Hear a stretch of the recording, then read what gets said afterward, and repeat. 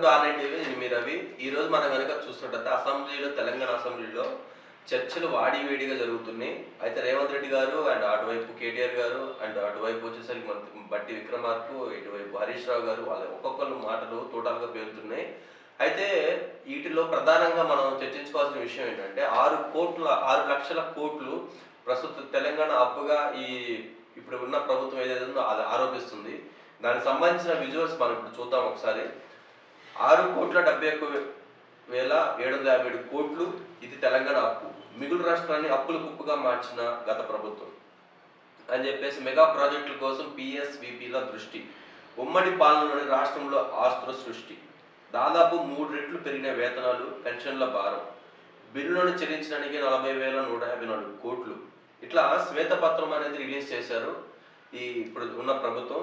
దాని గురించి ఏంటనేది చూద్దాం. నేడు ఢిల్లీకి ముఖ్యమంత్రి రేవంత్ సిడబ్ల్యూసి సమావేశంలో పాల్గొనేందుకు 1,00,000 కోట్లతో నీళ్ళు ఇచ్చింది 1,00,000 ఎకరాలకి. 1,00,000 కోట్లు అని చెప్పేసి కాళేశ్వరం గురించి ఏదైతే మనం గత 10 సంవత్సరాలుగా చూస్తున్నామో అది ఓన్లీ 1,00,000 ఎకరాలకే చెందింది అని చెప్పేసి మంత్రి ఉత్తమ్ కుమార్ రెడ్డి చెప్పారు. అప్పులు కాదు ఆస్తులు పెంచాం. అయితే దీనికి కౌంటర్గా కేటీఆర్ ఏం చెప్తారంటే, బీఆర్ఎస్ ప్రభుత్వం వాళ్ళు ఏం చెప్తారంటే, ఆ అప్పులు మీరు చూపిస్తున్నారు, అప్పులు కాదు మేము ఆస్తులు పెంచాం అని చెప్పేసి కొన్ని లెక్కలు అయితే చూపించారు.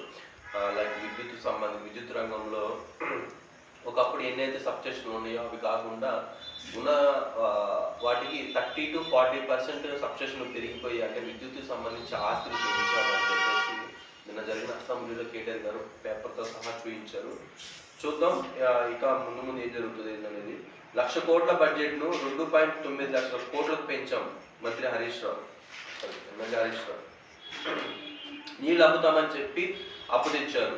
కాళేశ్వరంపై బ్యాంకులు మభ్యపెట్టిన గత సర్కార్ రేవంత్ రెడ్డి నీళ్లు తెస్తామని చెప్పేసి అప్పు తెచ్చారు అని చెప్పేసి రేవంత్ రెడ్డి ఆరోపించారు. ఇంకా ఈ అసెంబ్లీ అనేది అసలు చెప్పుకోవాలంటే ఎన్నో రకరకాలుగా మంచి టాపిక్స్ అనేవి. కేటీఆర్ గారు మాత్రం గత ప్రభుత్వానికి ఇప్పుడున్న ఇచ్చిన 6 హామీలకి చాలా తేడా అనేది చూపిస్తారు. గత ప్రభుత్వం మేము ఇచ్చిన హామీ ప్రతిదీ నిలబెట్టుకున్నాం. ఇప్పుడు ఈ 6 ప్రభుత్వాలు ఇచ్చిన 6 హామీలు మాత్రం 100 రోజుల్లో పూర్తి చేస్తామని చెప్తున్న ప్రభుత్వం 100 రోజుల్లో కనుక చూపించకపోతే ఈ 100 రోజుల్లోపు కాంగ్రెస్ ప్రభుత్వాన్ని దించడం ఖాయం అని చెప్పేసి కేటీఆర్ కరాఖండిగా అసెంబ్లీలో పదే చెప్తున్నారు. చూద్దాం ఈ 100 రోజుల్లో ఈ 6 హామీలు అనేవి 6 గ్యారెంటీలు అనేవి నెరవేర్చుతారా రేవంత్ ప్రభుత్వం లేదా జస్ట్ వాచ్. మరిన్ని అప్డేట్స్ కోసం ఆన్లైన్ టీవీని ఫాలో అవుతూ ఉండండి. Thank you so much.